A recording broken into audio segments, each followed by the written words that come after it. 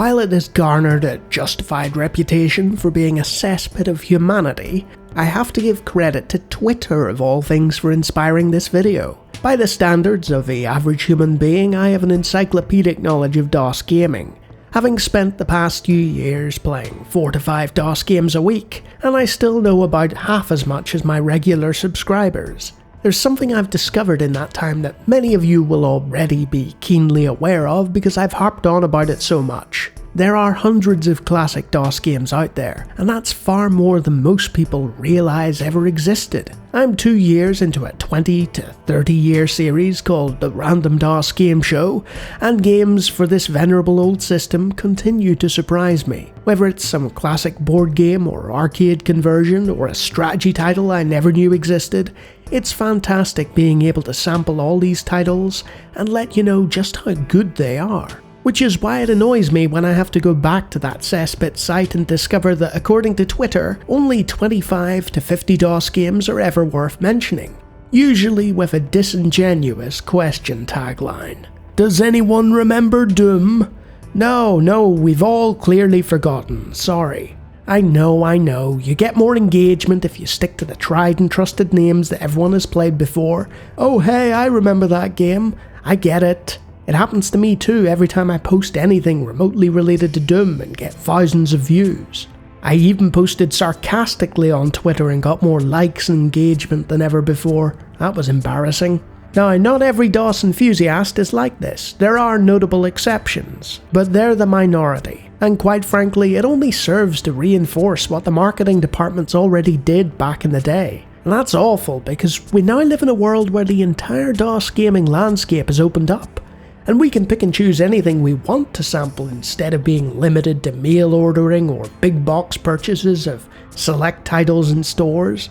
Largely free from hype and marketing, we can form our own opinions about all those games we wanted to try back in the day, but didn't have the money for. Or take a potluck approach and uncover a game only a handful of people have played before that's actually brilliant. Most people don't though.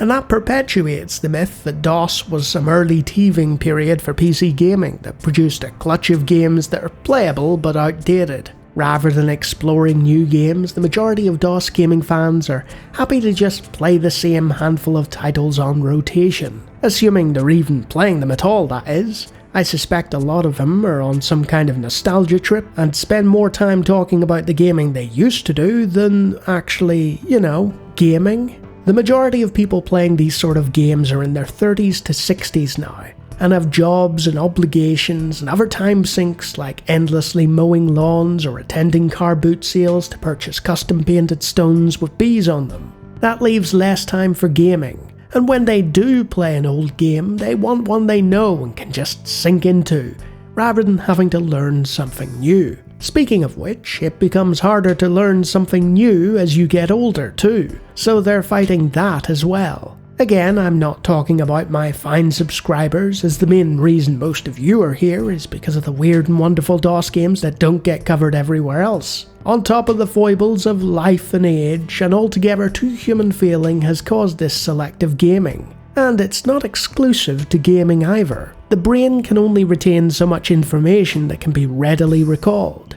For most PC gamers, the idea of DOS gaming is seen as the before times, prior to the absolute explosion of quality titles for Windows. And that also hurts DOS because its direct successor in Windows is probably the only system you could argue has more quality games than it. And because of that, there's a feeling of obsolescence at work, and a supersession going on that affects would-be younger players of these old games, who work under the progressive assumption that the further along we move in the games industry, the better the games get.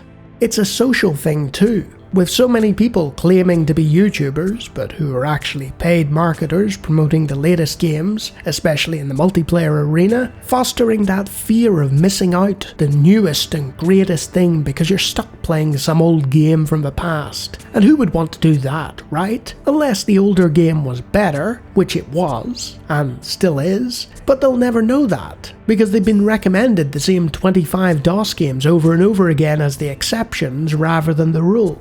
The frustrating part about this? The average PC gamer is older than me.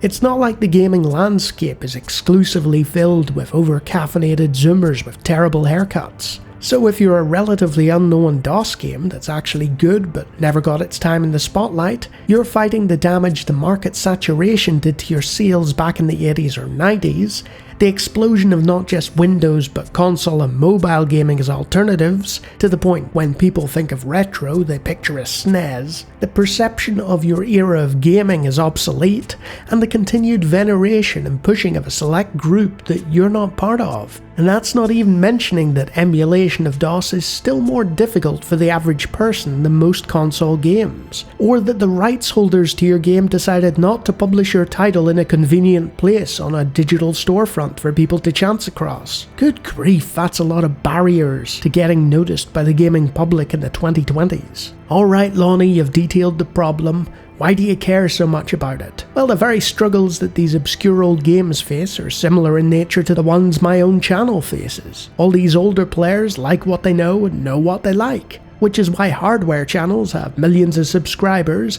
but channels focused on the games played on that hardware do not. So what's the solution then?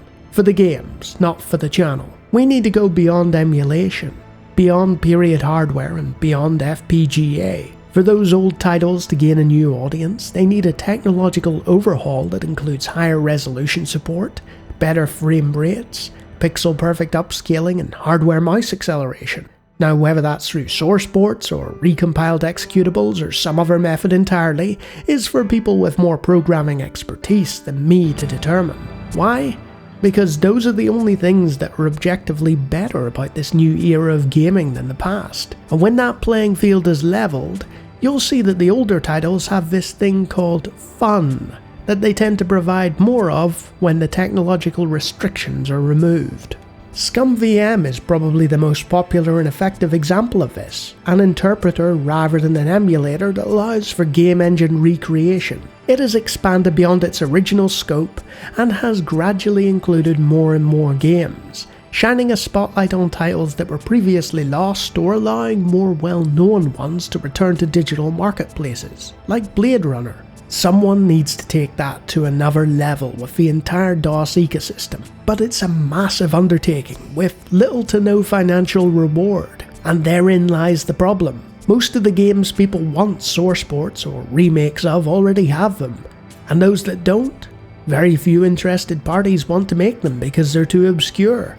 There's almost nobody to test them, and should life get in the way, then that's the project done, even if it's open source, since there was only one person interested, so nobody makes a fork. My hypothetical solution is an all-or-nothing deal that would remove the one limitation facing DOS games. If a program could be made that scans an old executable, determines its coding, and then studies its functions through AI in real time, you could theoretically create a standalone environment capable of applying across-the-board changes to every DOS game ever coded. Take a media scraper like TV Maze. When applied to a file scanner like Kodi has, it can identify the show and episode of a series based on just the name by querying a central database. Imagine the same thing but with pre-reversed or ported games. LuxTorpedo already offers this functionality to a degree directly from Steam. It might sound like dark wizardry, but reverse engineering has proven that things like this are possible,